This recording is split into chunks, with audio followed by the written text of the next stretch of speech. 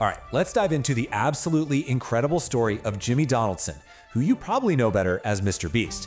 Today, we're gonna figure out just how a kid who once fought for every single subscriber managed to build a massive empire and become the undisputed king of YouTube. So get this. Just imagine for a second, someone offers you $1 billion with a B for your YouTube channel. I mean, it's an unimaginable amount of money.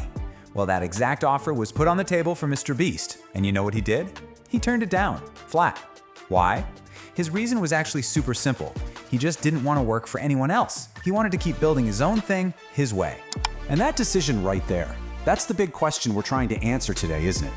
How in the world did a middle-class kid from Kansas go from basically zero to a global icon with over 340 million subscribers on his main channel alone? What's the secret sauce here? To figure that out, we are gonna follow his entire journey. We'll kick things off by looking at the mind-boggling scale of his success, then we'll rewind way back to a risky bet he made as a teenager. We'll get into the 5-year grind, that aha moment when he finally cracked the viral code, see how he built his empire, and then we'll break down the MrBeast formula itself. So first things first, let's just establish the sheer scale of what we're talking about. Look, we're not just talking about some popular YouTuber here. This is a global media phenomenon. To really get how he built his empire, you have to appreciate just how massive it is. His main channel has completely blown past giants like T-Series, making it the single biggest channel on the entire planet. But this whole story, it doesn't start with all the fame and the money. To really understand the billion-dollar YouTuber, we have to go back, way back to the beginning, to a young Jimmy Donaldson who made a really risky bet. He wasn't all that interested in traditional school. His real passion was video games, and even more than that, making videos about them. He actually started his first channel way back in 2011, but the real turning point, the moment that set everything in motion, came in 2016. After just 2 weeks of university, he dropped out, all in on YouTube. And as you can imagine, his mom, a single parent, was not thrilled. She wanted him to get a stable job, but Jimmy, he had a totally different vision. Now, this early path, well, it led him to his first big reality check. On that first channel, he tried the classic shortcut you see a lot, sub for sub, where you just subscribe to other people to get them to subscribe back. But he figured out really fast that it was a dead end. Sure, you get the subscriber number, but you don't get a real audience. No one's actually watching. So he did something crazy. He deleted the whole channel and started fresh. This time, focusing on one thing, building a real community with great content.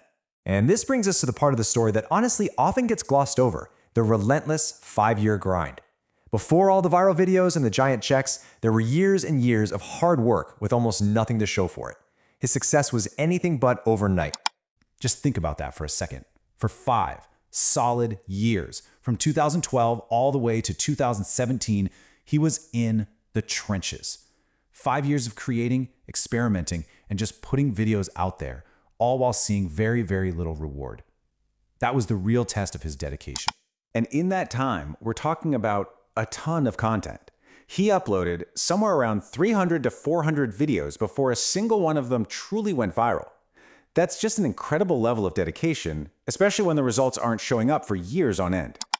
His first little breakthrough, his first taste of growth, came when he just started experimenting. He made this series where he roasted the intros of other creators. It was different, it was funny, and by 2015, it helped him hit a pretty modest milestone, 5,000 subscribers. A small win for sure, but it showed him that being unique was the way to go. So after 5 years of grinding away, something finally clicked. This right here, this is the turning point where everything starts to change. Through what must have been endless trial and error, Jimmy started to understand the YouTube algorithm and what audiences really wanted to see. He was starting to crack the viral code. His first major breakthrough came from a simple but kind of brilliant realization. YouTube had tons of content, but it lacked truly out there ideas. So he did something completely bizarre. He filmed himself counting to 10,000.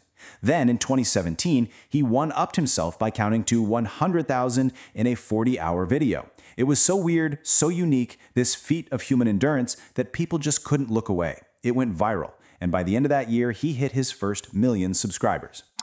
But the idea that truly changed the game was this: high-stakes philanthropy. It all started with a video where he gave $10,000 to a homeless person. This was brand new. It wasn't just about the money. It tapped into this universal desire to see good things happen to good people, but on a scale you couldn't believe. And that created a powerful, powerful emotional connection with his audience. So from this, he basically built a repeatable formula. First, you experiment with these unconventional ideas that nobody else is even thinking about. Then, you innovate by building the video around high-stakes charity to give it that powerful emotional core. And finally, you optimize the technical stuff, mastering those eye-catching thumbnails with expressive faces, and then using super fast-paced editing to keep people watching right to the very end. Okay, so he's got this powerful formula in his back pocket. Now what? Well, he wasn't just chasing viral hits anymore. He wanted to build a true empire. This is the story of how he went from being a popular YouTuber to a genuine global phenomenon. And the one video that just launched him into the stratosphere? You know the one. His real-life Squid Game recreation back in 2021. The production value was just insane. The scale was something no one had ever seen before, and it became a global sensation. That video cemented his status and became the launchpad for creating all his dedicated international channels. And just look at this growth. It is almost hard to believe. In 2021, he had 50 million subscribers. Just 1 year later, in 2022, he had doubled that to 100 million. Gaining 50 million subscribers in a single year is a feat that just seems impossible. Which brings us right up to today. We're talking over 340 million subscribers. And again, that's just on his main channel. By the numbers, he is the biggest single creator the world has ever seen. Period. So we've seen the whole journey, right? From a kid making videos in his bedroom to a global icon. Now, let's pull it all together and really break down the core ingredients of the MrBeast formula, the repeatable system that keeps this whole empire running and growing. First thing you gotta understand is that it's way bigger than just one YouTube channel. He's built this entire ecosystem where every single part feeds the others. His philanthropy, like Team Trees, builds massive goodwill. His businesses, like Feastables and Beast Burger, bring in revenue from outside YouTube. And his network of global channels just expands his reach exponentially. It's a self-reinforcing loop of content, charity, and commerce. And this whole machine is fueled by a really clear strategy. At its heart is this high-risk, high-reward approach, spending massive amounts of money to create content nobody else can touch. He combines that with an absolute mastery of the platform itself, perfecting thumbnails, perfecting audience retention. This creates evergreen content you can watch years from now. But the most crucial element, he reinvests nearly every single dollar he makes back into the machine, making each video bigger and more ambitious than the last. Which, it leaves us with this one last, really fascinating question to chew on. When you look at his entire journey, what's the ultimate lesson here? Is his success all about the power of his incredible philanthropy and kindness, or is it the result of a brilliant, calculated, and perfectly executed strategy? Or, and maybe this is the real secret, it's the perfect fusion of